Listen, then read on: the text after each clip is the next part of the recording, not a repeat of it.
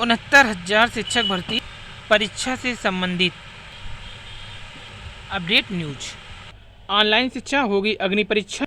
और 16 जुलाई को Allahabad high court में एमआरसी मुद्दे पर देव सिंह याचिका पर होगी सरकार से जवाब तलब। बेसिक शिक्षा विभाग में एमआरसी के जन्मदाता अशोक खरे रखेंगे अपना पक्ष, स्टे मिलने की प्रबल संभावना।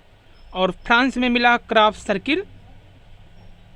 भूखमरी से जूझ रहे हैं प्राइवेट शिक्षक, सरकार है बेखबर। अब नहीं चलेगा विषय बदलकर पदोन्नति का खेल। जो कि सब्जेक्ट से भी रहते थे प्रवक्ता, बाद में क्या करते थे कि जिस सीट खाली होती थी उसके विषय से कोर्स करके उस विषय के प्रवक्ता बन जाते थे। और 69,000 शिक्षक भर्ती की राह जल्द होगी आसान। बुधवार को आएगा मैं मुलायम सिंह यादव का टेलर। और अधिकारियों से प्राप्त जानकारी के अनुसार हरीश साल्वे जी को सरकार नहीं करेगी हायर। और लॉकडाउन में मध्यम वर्ग पर आर्थिक मार, 5 करोड़ से ज़्यादा हुए बेरोजगार। और डबल बेंच में किन प्रश्नों पर मिलेगी आपको नंबर, प्रबल संभावना वाले।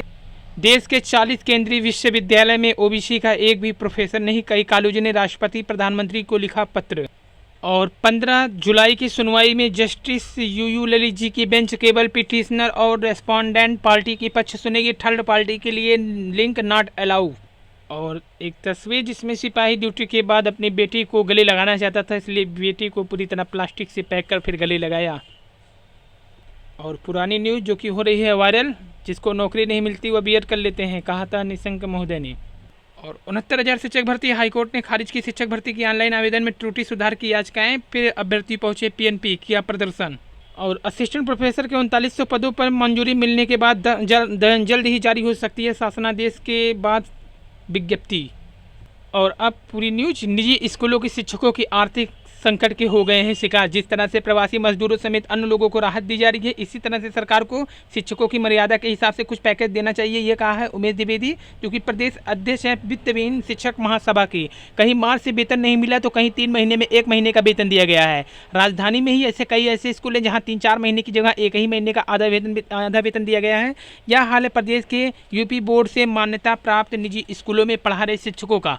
प्रबंधक कह रहे हैं जब मार्च से फीस नहीं ली गई है तो वेतन कैसे दें। प्रदेश के निजी स्कूलों में 3 लाख से ज़्यादा शिक्षक हैं और इनमें से 90% आर्थिक संकट के शिकार हैं। यूपी के ग्रामीण इलाकों में स्थित स्कूलों में फीस महीनावार या एक मुश्त जमा करने का कोई नियम नहीं है। ज़्यादातर फीस रिजल्ट लेते समय जमा की जाती है, क्योंकि बिना फीस जमा किए रिजल्ट नहीं दिया जाता।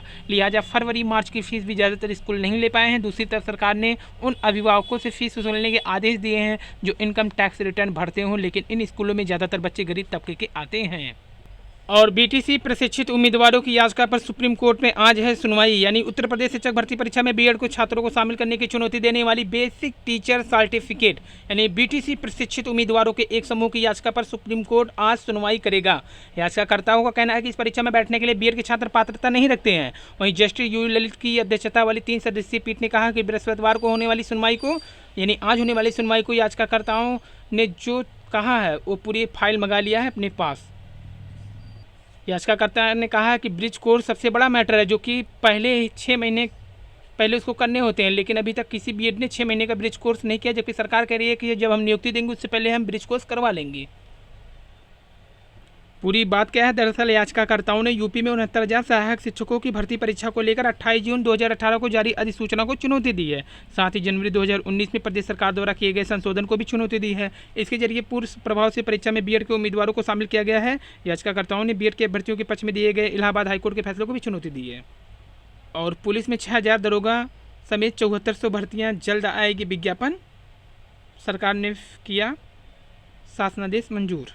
और 4 साल पहले भराई गई टीजीटी पीजीटी के 19 विषयों का आवंटन लिस्ट जारी कर दिया गया है। एडेड कॉलेजों के लिए 4 साल में हुई शिक्षक भर्ती सूची के आधार पर आवंटियों को दिया जाएगा तैनाती, जो कि 2016 में भराया गया था। ये है स्कूल प्राथमिक विद्यालय लखना बसंतपुर, जो कि जनपद अमेठी में है। यहाँ की सौंदर्य सुंदरता आप देखिए किस हिसाब से प्राइमरी स्कूल को सजाया संवारा गया है। पहली झलक देखने में ऐसा लगेगा जैसे कोई प्राइवेट स्कूल या फिर केवीएस एनवीएस की स्कूल।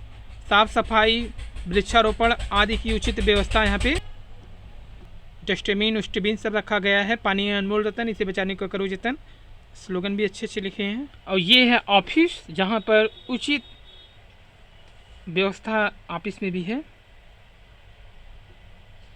सजावट सौंदर्य सब पिछड़ा वर्ग आयोग से बात करते अभ्यर्थी एमआरसी मुद्दे पर।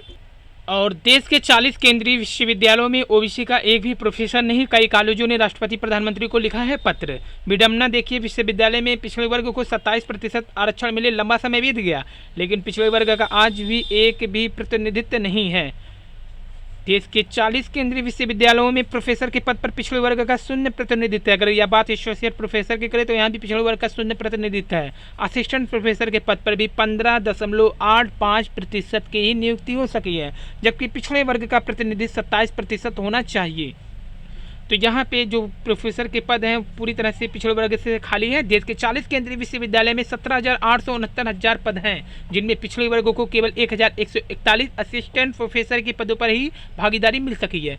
इसी को लेकर के विजेंद्र कुमार अंबेडकर कॉलेज, चमन सिंह आचार्य नरेंद्र देव कॉलेज तथा अशोक कुमार यादव श्यामलाल कॉलेज में तैनात लोगों ने राष्ट्रपति रामनाथ कोविंद जी को पत्र लिखा और उन्होंने प्रधानमंत्री श्री नरेंद्र मोदी को और राष्ट्रीय पिछड़ा वर्ग आयोग को भी पत्र लिखा। इन्होंने मांग की इतने सालों के बाद भी इस वर्ग के साथ न्याय क्यों नहीं हो पा रहा है। उन्होंने कहा अभी भी आरक्षण पूरी तरह नहीं मिल पा रही है और इसकी समीक्षा भी शुरू कर दी गई है। जो थोड़े बहुत लोग मुख्यधारा में आ भी पाए हैं, सुनने में आ रहा है कि सरकार क्रीमी लेयर का दायरा बढ़ाकर उसे भी बंद करना चाहती है। और डबल बेंच आने के बाद अब 3 क्वेश्चन पे ही ऑब्जेक्शन करने का मूड बना रहे हैं अभ्यर्थी, क्योंकि ज़्यादा क्वेश्चन होने से उसकी महत्व कम हो जाती है। तो ये 3 क्वेश्चन होंगे, एक गोरखनाथ जी पे, दूसरा प्रति व्यक्ति आय और तीसरा जो क्वेश्चन है वो परिभाषा की है। कई लोग इस पे भी ऑब्जेक्शन कर रहे हैं, संविधान वाले क्वेश्चन पे भी।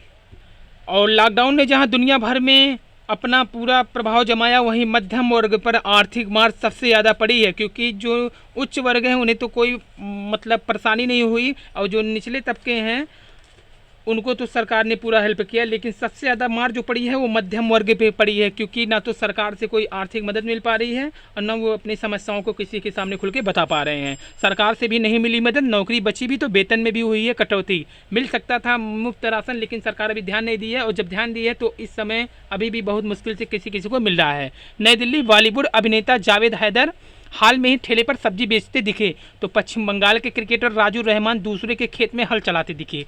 दिल्ली द्वारका स्थित एक डिपार्टमेंट स्टोर की इसलिए बंद करना पड़ा क्योंकि 4 महीने से वह किराया नहीं दे सका। कोरोना महामारी के बाद बदतर आर्थिक हालात की यह चंद तस्वीरें हैं।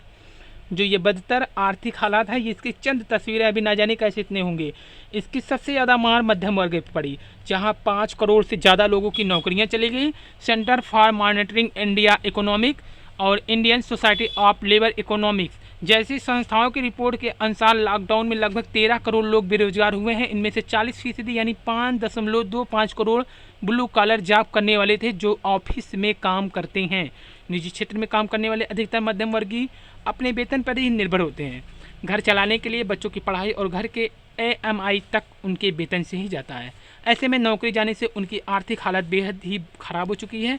इतना ही नहीं, जिनकी नौकरी बची हुई है तो उन्हें भी 10 से 15% तक वेतन कटौती झेलना पड़ा। कॉरपोरेट से गरीब तक सभी को राहत। सरकार ने न्यूनतम आय वाली लगभग 67% आबादी यानी लगभग 80 करोड़ लोगों को अप्रैल से नवंबर तक मुफ्त राशन देने की घोषणा की। 3 महीने तक रसोई गैस भी मुफ्त मिला।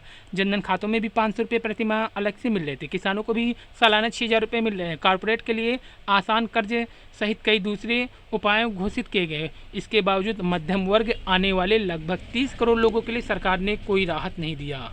जबकि पश्चिमी देशों ने दी सबसे बड़ी मदद अपने जनता को। जवाहरलाल नेहरू विश्वविद्यालय के अर्थशास्त्र प्रोफेसर डॉक्टर सुजीत दास कहते हैं, ब्रिटेन सहित यूरोप के अधिकतर देशों में सरकार ने लॉकडाउन के दौरान कर्मचारियों के वेतन में 50 से 80% राशि निजी कंपनियों को दी।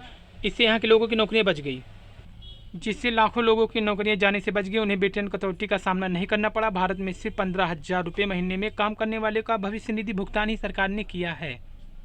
वैसे तो सरकार ने लॉकडाउन में उद्योगों को राहत पहुंचाने के लिए 21 लाख करोड़ रुपए का भारी भरकम पैकेज घोषित किया। सरकार की सूची में मध्यम वर्ग को राहत देने की कोई योजना नहीं है। सिर्फ सरकारी नौकरियों से जुड़े 1 करोड़ लोगों को इस आर्थिक भार में सुरक्षित हैं। अनलॉक 2 के दौर में घर लौट रहे मजदूरों को मनरेगा के तहत काम मिलने लगा। उनमें से कुछ शहर लौटे हैं तो यहाँ पटरी पर आ रहे छोटे सोशल उद्योग में भी काम मिल रहा है, लेकिन मध्यम वर्ग के लिए कोई योजना नहीं है। इन्हें सरकार 1,000 रुपये सहायता भी दे रही है जो मजदूर लौट रहे हैं, और राशन भी मिल सकता था, मुफ्त राशन। सरकार के पास अनाज के भंडार भरे हैं। यदि सरकार सभी को राशन की दुकानों से सस्ते में राशन देने की घोषणा करती है तो मध्यम वर्ग को कम से कम आधे परिवार तो इसका लाभ अवश्य उठाएं। इससे उन्हें बहुत राहत मिलती। ये कहा है देवेंद्र शर्मा। और अनलॉक समस्या उत्तर प्रदेश गवर्नमेंट को लिखा गया है। अनुसूचित जाति के छात्रों ने राष्ट्रीय अनुसूचित जनजाति में क्या शिकायत किया कि नहीं, लेकिन आपको बता दें कि अनुसूचित जाति के छात्रों ने भी शिकायत कर दिया है अपने आयोग में। और उनके ओर से देखिए क्या कहा गया है। साथियों नमस्कार। उत्तर प्रदेश में आज सुबह 5 बजे तक लॉकडाउन होने के कारण हम और हमारी टीम आज रात तक किसी भी समय दिल्ली आयोग के लिए निकल जाएंगे। कल हमें हर हाल में वहां पहुंचकर ज्ञापन देना है। सभी से पुनः आग्रह और निवेदन है, यदि ग्रुप में से कोई भी हमारे साथ चलने के लिए तैयार है तो वह बताए, उसका आने जाने का खर्चा हम देने की कोशिश करेंगे, क्योंकि वहाँ ज़्यादा से ज़्यादा संख्या बल होगा तो अच्छा प्रभाव पड़ेगा। और सुशांत सिंह खुदकुशी मामले में सलमान की पूर्व मैनेजर से पूछताछ। नई दिल्ली में शनिवार को कोरोना संक्रमण वायरस की जांच के लिए सैंपल देती हुई महिला। और ऑनलाइन शिक्षा इस समय बना है अग्नि परीक्षा। चुनौतियां भी कम नहीं, यह सही है। वर्तमान परिस्थितियों में ऑनलाइन शिक्षा पठन पाठन के एकमात्र विकल्प है, लेकिन विसंगतियां बहुत हैं। बिजली की समस्या, उपकरण की उपलब्धता। फ्रांस में मिला क्राफ्ट सर्किल। ये क्राफ्ट सर्किल है। फ्रांस के विमी में एक स्थानीय किसान ने गेहूं के खेत में दिलचस्प ज्यामितीय संरचना खोजी है। इस अल्पानुमा संरचना को क्राफ्ट सर्किल कहा जाता है। आमतौर पर क्राफ्ट सर्किल खेतों में रातों रात उभर आता है। इसको लेकर दुनिया भर में रहस्य बना हुआ है। फसलों के बीच इस तरह की संरचना ब्रिटेन सहित कई यूरोपीय देशों में देखने को मिलती है। ऐसे पैटर्न को क्राफ्ट सर्किल के नाम से जाना जाता है, जो कि 1980 से शुरुआत हुआ है।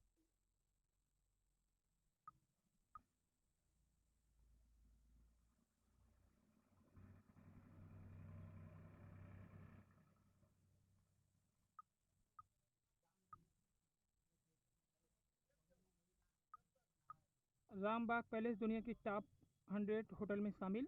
जयपुर स्थित आलीशान बाग पैलेस होटल को ट्रेवल एंड लेजर अवार्ड 2020 के वर्ल्ड बेस्ट अवार्ड सर्वे में दुनिया के टॉप 100 होटल में शामिल किया गया। वहीं इसने एशिया में टॉप 15 यानी 15 में और भारत में टॉप 5 होटल में जगह बनाई। करीब 48 एकड़ में फैला यह 5 सितारा होटल 1957 तक जयपुर के महाराजा का निवास स्थान हुआ करता